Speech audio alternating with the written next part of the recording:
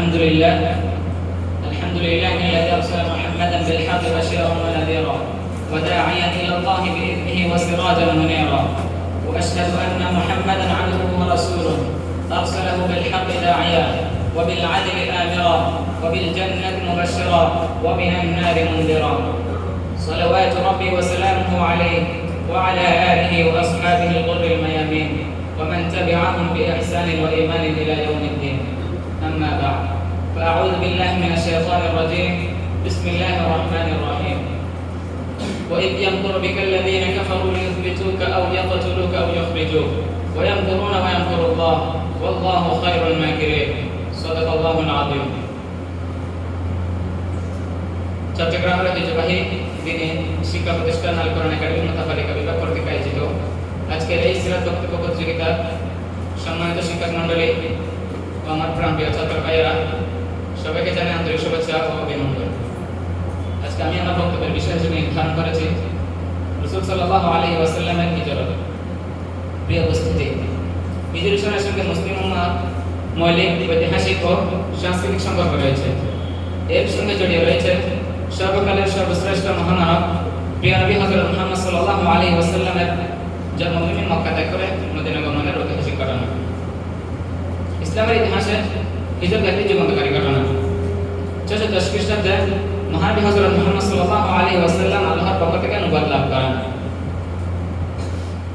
তিনি দাওয়াত ও শরীয়ত নির্দেশনার পুরো দায়িত্ব পেয়ে আল্লাহর স্বীকারকারীদেরকে আল্লাহর দিকে আহ্বান করা শুরু করেন। ঠিক তখনই তার সবচেয়ে কাছের মানুষেরাই তার বিরোধিতা শুরু করেছিলেন। তাই তিনি গোপনে দাওয়াত দেন।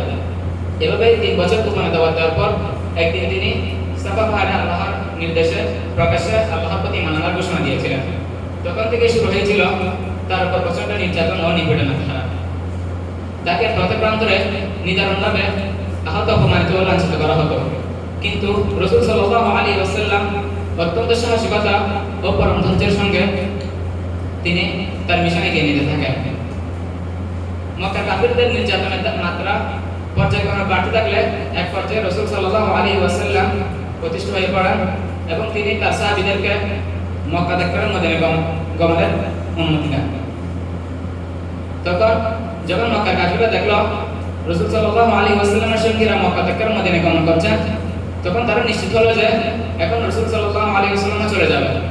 তখন মক্কার কাফিরদের দারুন নাদওয়া নামে একটি নির্দিষ্ট স্থান ছিল, সেখানে জাতীয় সমস্যাগুলি নিয়ে সলা পরামর্শ ও চিন্তা ভাবনা করা হতো। সেখানে প্রত্যেক দলের প্রধানরা উপস্থিত থাকতো। একদিন রাসূল সাল্লাল্লাহু আলাইহি ওয়াসাল্লামের ব্যাপারে সর্বশেষ নীতি নির্ধারণের উদ্দেশ্যে দারুন নাদওয়া গৃহে বৈঠক আহ্বান করা হয়। উক্ত বৈঠকে প্রত্যেক দলের প্রধানরা উপস্থিত থাকে এবং তারা নিজেদের স্ব মতামত প্রদান করে। কেউ কেউ মতামত দেয় রাসূল সাল্লাল্লাহু আলাইহি ওয়াসাল্লামকে লোহার বেড়ি বানিয়ে লোহার কাছের মধ্যে বন্দী করে রাখা হোক। পরক্ষণে কেউ কেউ মতামত দিল, আমরা যদি মুহাম্মদকে লোহার কাছের মধ্যে বন্দী করে রাখি, তার সঙ্গে হয়তো আমাদের উপর আক্রমণ করে তাকে আমাদের কাছ থেকে ছিনিয়ে নিয়ে যাবেন, ফলে আমাদের পরাজয় ঘটতে পারে। তাই এই মতামত প্রত্যাখ্যান করা হয়। আবার কেউ কেউ বুদ্ধি কাটিয়ে বলল মুহাম্মদকে নির্বাসিত করা হোক। তখন কেউ কেউ বলল, আমরা যদি মুহাম্মদকে নির্বাসিত করি তখন তার উত্তম চরিত্রের কারণে তিনি যেখানে যাবেন সেখানে তার অনুসারী বাড়তে থাকবে, এক পর্যায়ে তারা আমাদের উপর আক্রমণ করে বসবে। এই আশঙ্কায় এই মতামত প্রত্যাখ্যান করা হয়। সর্বশেষে হতভাগা আবু জাহেল মতামত দিল, আমরা অনেক কৌশল অবলম্বন করে মুহাম্মদকে আটকাতে চেয়েছি, কিন্তু কোনটি কাজে আসেনি, বরং তার কাজ দিন দিন বেড়ে চলছে। তখন সে বলল, মুহাম্মদকে দুনিয়া থেকে সরে যাওয়াটাই সবচেয়ে উত্তম হবে। সে আরো বলল, প্রত্যেক উত্তর থেকে একজন করে শক্তিশালী যুবক নির্বাচন করা হবে এবং তারা সবাই একজোট হয়ে মুহাম্মদের উপর আক্রমণ করে তাকে হত্যা করে ফেলবে।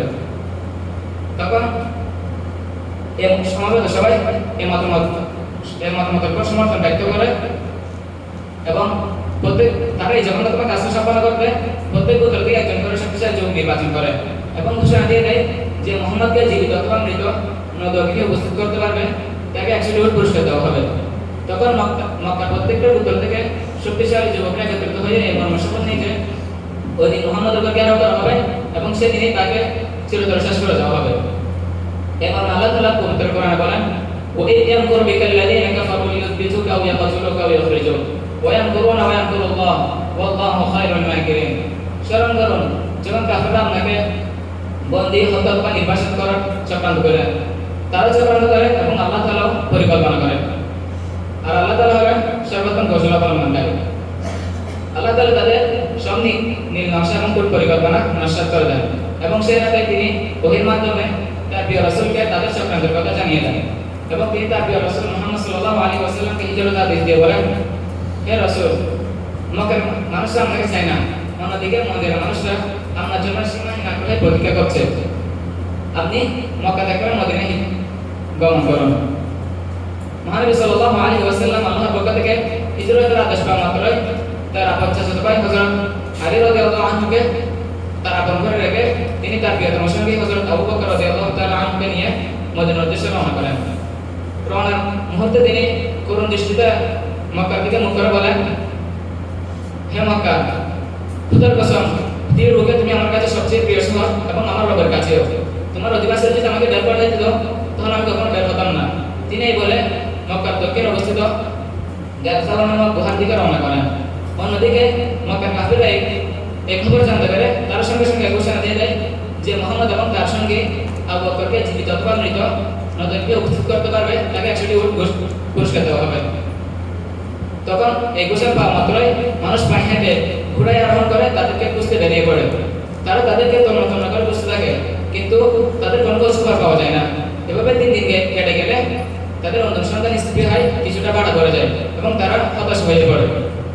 এই সুযোগে রাসূল সাল্লাল্লাহু আলাইহি ওয়াসাল্লাম তার প্রিয় সঙ্গী হযরত আবু বকর রাদিয়াল্লাহু আনহুকে নিয়ে মদিনার উদ্দেশ্যে রওনা করেন। রওনার সময় সাথে ছিলেন হযরত আবু বকর রাদিয়াল্লাহু তাআলা আনহু গোলাম আমর ইবনে ফুহাইরা এবং পথপ্রদর্শক হিসেবে ছিলেন আব্দুল্লাহ নুরাইবি। তারা দীর্ঘ সফরের পর মদিনার নিকটবর্তী পূর্বাঞ্চলে অবতরণ করেন। সেখানে অবস্থানকালে রাসূল সাল্লাল্লাহু আলাইহি ওয়াসাল্লাম তার সাহাবীদেরকে নিয়ে একটি মসজিদ নির্মাণ করেন, যা ইসলামের ইতিহাসে মসজিদ কুবা নামে পরিচিত। অন্যদিকে মদিনার লোকজন তাদের আগমনের অপেক্ষায় প্রহর বন্ধ থাকে। প্রতিদিন তারা সকাল থেকে সূর্যের তাপ প্রখর হওয়া পর্যন্ত তারা মদিনার বাইরে অবস্থান করতেন এবং দূর দিগন্তে তাকিয়ে থাকতেন কোনো আগন্তুক আসছে কিনা। এরপর রাসূল সাল্লাল্লাহু আলাইহি ওয়াসাল্লাম কুবায় 4 দিন অবস্থান করার পর রোজ শুক্রবার ভোর দুপুরে মদিনা অবতরণ করেন এবং তখন মদিনার মানুষের মাঝে আনন্দ-উচ্ছ্বাসের জোয়ার নেমে আসে। তারা রাসূল সাল্লাল্লাহু আলাইহি ওয়াসাল্লামকে বরণ করে নিতে বিভিন্ন ধরনের কবিতা আবৃত্তি করে এবং তাদের হৃদয়োৎসর্গ উষ্ণতা দিয়ে রাসূল সাল্লাল্লাহু আলাইহি ওয়াসাল্লামকে বর্ণনা জানায়। রাসূল সাল্লাল্লাহু আলাইহি ওয়াসাল্লাম মদিনা হিজরত করার পরে মক্কায় অবস্থানরত সকল অক্ষম ও দুর্বল মুমিন ছাড়া সকলের উপর হিজরত ফরজ ছিল। তখন এটি মানার শর্ত ছিল। আর এই হিজরতকে কেন্দ্র করে হযরত ওমর রাদিয়াল্লাহু আনহু তার পদকালে হিজরতের কার্যক্রম চালু করেন। এবার আমি আমার বক্তব্য শেষ করছি। ওয়া আখির দাওয়ানা আলহামদুলিল্লাহি রাব্বিল আলামিন। আসসালামু আলাইকুম ওয়া রাহমাতুল্লাহি ওয়া বারাকাতুহু।